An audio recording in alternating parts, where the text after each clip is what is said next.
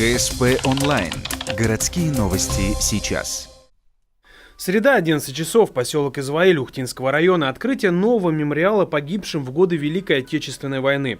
На знаке увековечены имена земляков, которые ушли на фронт из деревни. Всего таких солдат было 45, а не вернулось больше половины.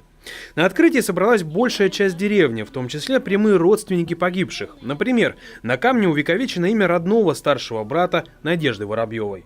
Да, это замечательно. Давно бы. А то все уже не знаем, кто где похоронен.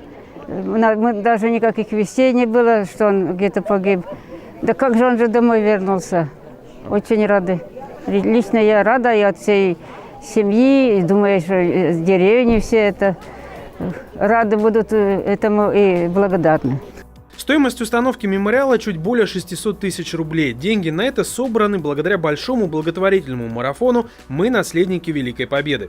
Сотрудники «Газпром-Трансгаз Ухта» перечисляли часть своей зарплаты в фонд.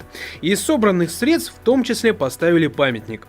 Он стал 7-м по счету с 2015 года мемориалом воинам Великой Отечественной в поселках муниципалитета.